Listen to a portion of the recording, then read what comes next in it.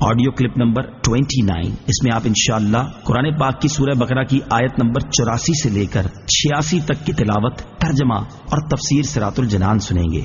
بسم اللہ الرحمن الرحیم۔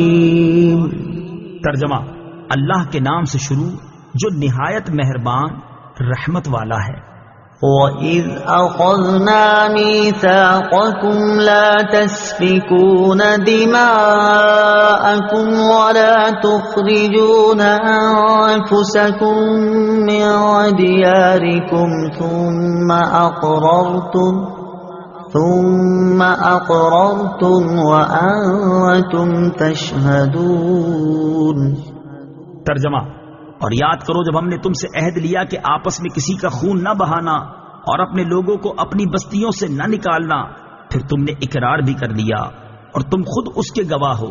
وَإِذْ أَخَذْنَا مِيثَاقَكُمْ، اور یاد کرو جب ہم نے تم سے عہد لیا، یعنی اے یہودیوں وہ وقت یاد کرو جب ہم نے تمہارے آباء و اجداد سے تورات میں یہ عہد لیا کہ تم آپس میں کسی کا خون نہ بہانا اور اپنے لوگوں کو اپنی بستیوں سے نہ نکالنا، پھر انہوں نے اس عہد کا اقرار کر لیا اور تم خود بھی اپنے آباء و اجداد کے اس اقرار کے گواہ ہو۔ ثم أنتم هؤلاء تقتلون أنفسكم وتخرجون فريقا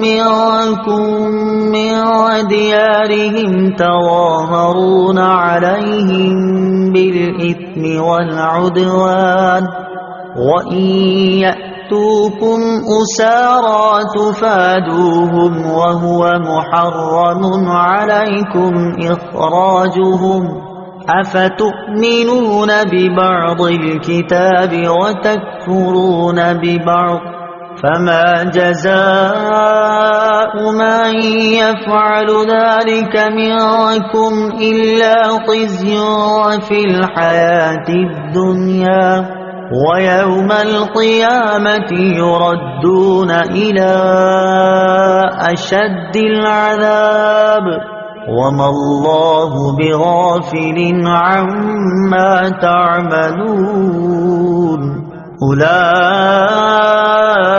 الذين اشتروا الحياة الدنيا بالآخرة فلا يخفف عنهم العذاب ولا هم ينصرون۔ ترجمہ: پھر یہ تم ہی ہو جو اپنے لوگوں کو قتل بھی کرنے لگے اور اپنے میں سے ایک گروہ کو ان کے وطن سے بھی نکالنے لگے۔ تم ان کے خلاف گناہ اور زیادتی کے کاموں میں مدد بھی کرتے ہو، اور اگر وہی قیدی ہو کر تمہارے پاس آئے تو معاوضہ دے کر انہیں چھڑا لیتے ہو، حالانکہ تمہارے اوپر تو ان کا نکالنا ہی حرام ہے۔ تو کیا تم اللہ کے بعض احکامات کو مانتے ہو اور بعض سے انکار کرتے ہو؟ تو جو تم میں ایسا کرے اس کا بدلہ دنیاوی زندگی میں ذلت و رسوائی کے سوا اور کیا ہے، اور قیامت کے دن انہیں شدید ترین عذاب کی طرف لوٹایا جائے گا۔ اور اللہ تمہارے اعمال سے بے خبر نہیں۔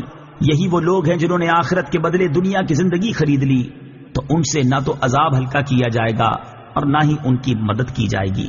ثم انتم ہؤلاء، پھر یہ جو تم ہو، تفسیر صراط الجنان میں ہے۔ اس آیت میں حضور پرنور صلی اللہ تعالی علیہ وسلم کے مقدس زمانے میں موجود یہودیوں کے عجیب و غریب طرز عمل کا بیان ہے۔ افتؤمنون ببعض الکتاب، کیا کتاب کے کچھ حصے پر ایمان رکھتے ہو؟ تفسیر صراط الجنان میں ہے بنی اسرائیل کا عملی ایمان ناقص تھا کہ کچھ حصے پر عمل کرتے تھے اور کچھ پر نہیں۔ اس پر فرمایا گیا کہ کیا تم کتاب کے کچھ حصے پر ایمان رکھتے ہو اور کچھ سے انکار کرتے ہو؟ اس آیت سے معلوم ہوا کہ شریعت کے تمام احکام پر ایمان رکھنا ضروری ہے اور تمام ضروری احکام پر عمل کرنا بھی ضروری ہے۔ کوئی شخص کسی وقت بھی شریعت کی پابندی سے آزاد نہیں ہو سکتا، اور خود کو طریقت کا نام لے کر یا کسی بھی طریقے سے شریعت سے آزاد کہنے والے کافر ہیں۔ اس کی تفصیل جاننے کے لیے فتاوی رضویہ کی 21ویں جلد میں موجود اعلیٰ حضرت رحمۃ اللہ تعالی علیہ کی کتاب مقال العرفاء باعزاز شرع و علماء، علماء اور شریعت کی عظمت پر اہل معرفت کا کلام کا مطالعہ فرمائے۔ یاد رہے کہ عظمت توحید کو ماننا لیکن عظمت رسالت سے انکار کرنا بھی اسی زمرے میں آتا ہے کہ کیا تم کتاب کے کچھ حصے کو مانتے ہو اور کچھ حصے کا انکار کرتے ہو۔ خزی فی الحیات الدنیا، دنیا کی زندگی میں رسوائی۔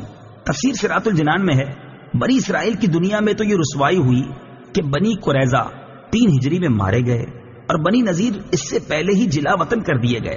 اس سے معلوم ہوا کہ کسی کی طرفداری میں دین کی مخالفت کرنا اخروی عذاب کے علاوہ دنیا میں بھی ذلت و رسوائی کا باعث ہوتا ہے۔ دنیا کے بڑے بڑے معاملات کو اس آیت کے تحت دیکھا جا سکتا ہے۔ نیز یہ بھی معلوم ہوا کہ کبھی گناہوں کی شامت سے دنیاوی آفات بھی آ جاتی ہیں۔ وَمَا اللَّهُ بِغَافِلٍ، اور اللہ غافل نہیں۔ تفسیر صراط الجنان میں ہے اس طرح کی آیات جن میں یہ مفہوم ہو کہ اللہ تعالیٰ تمہارے اعمال سے غافل نہیں، ان میں نافرمانوں کے لیے شدید وعید ہوتی ہے کہ اللہ تعالیٰ تمہارے افعال سے بے خبر نہیں ہے، تمہاری نافرمانیوں پر شدید عذاب دے گا۔ یوں ہی ایسی آیات میں مومنین اور صالحین کے لیے خوشخبری ہوتی ہے کہ انہیں اعمال حسنہ کی بہترین جزا ملے گی۔